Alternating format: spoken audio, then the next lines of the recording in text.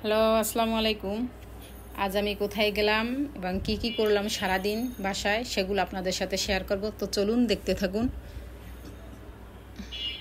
তো আমি আসলাম একটি সুপার শপে, আসলাম কিছু সংসারের জিনিসপত্র নেওয়ার জন্য। তো দেখা যায় কিছু কিছু জিনিস নিলাম, আবার পরের দিনই দেখা যায় এটা নাই ওটা নাই, আবার ওটা দরকার হয়, ওটার জন্য আবার যেতে হয়। তো সংসারের টুকিটাকি প্রায় প্রতিদিনেই কিছু না কিছু দরকার হয়, তো এগুলোর আর শেষ নেই। আজকে বৃষ্টি হচ্ছে প্রচুর, তো ভাবলাম তাহলে খিচুড়ি রান্না করি। একটু বৃষ্টির দিন বলে কথা, আর খিচুড়ি খেতে তো আমরা সবাই পছন্দই করি, আর সেটা যদি হয় ঝরঝরে ভুনা খিচুড়ি তাহলে তো কোনো কথাই নেই। আর আমি খিচুড়ি রান্না করার জন্য ঘরে থাকা মশলা দিয়েই খিচুড়ি রান্না করব। আমি প্যাকেটের মশলা ইউজ করি না, আমার ঘরোয়া যে মশলাগুলো আছে সেগুলোই আমি দিয়েই খিচুড়ি রান্না করি। তো মশলাটা কিছুক্ষণ কষাতে থাকি।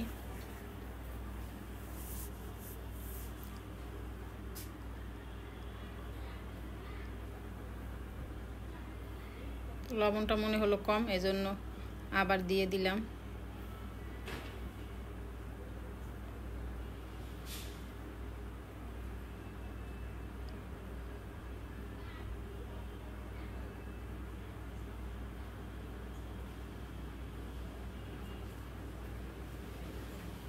তো এখন একটু পানি দিয়ে দিব, তাহলে একটু সুন্দর হবে কষানোটা।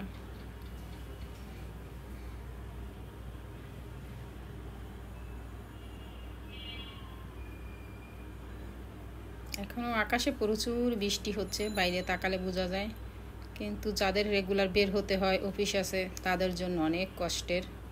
তাদের তো বের হতেই হবে, কোনো উপায় নেই। তো মশলা কষানো হয়ে গেছে, এখন মাংসগুলো দিয়ে দিলাম। আমি এবার দুটো আলু দিয়ে দিব খিচুড়ির সাথে। আমার মাংসের সাথে খিচুড়িতে আলু থাকলে সেটা আমার কাছে অনেক ভালো লাগে, এর জন্য দুটো আলুও দিয়ে দিব খিচুড়ির সাথে। খেতে এটা আমার অনেক পছন্দ।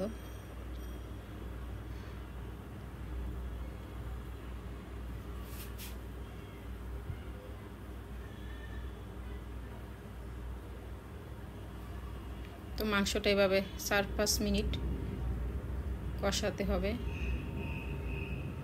ঢাকা দিয়ে রাখলাম যাতে ভালোভাবে সিদ্ধ হয়। তো 5 মিনিট পরে প্রায় আবার আসলাম।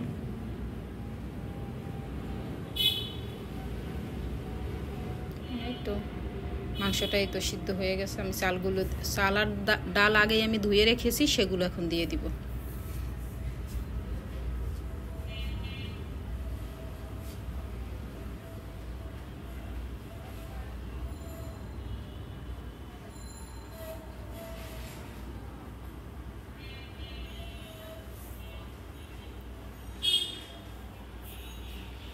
পরিমাণ মতো পানি দিয়ে দিলাম, আর পানিটা আমি আগে গরম করে রেখেছিলাম, সেই পানিটাই দিয়ে দিলাম।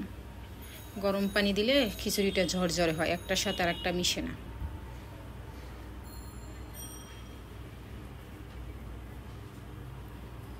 তো এই তো হয়ে গেল ঝরঝরে ভুনা খিচুড়ি। তো এখন পরিবেশনের পালা।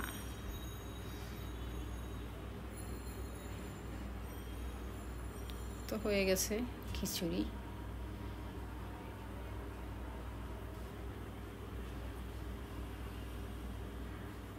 তো এখন আমরা আসলাম একটু বাসার কাছেই, একটু ঘুরতে আসলাম।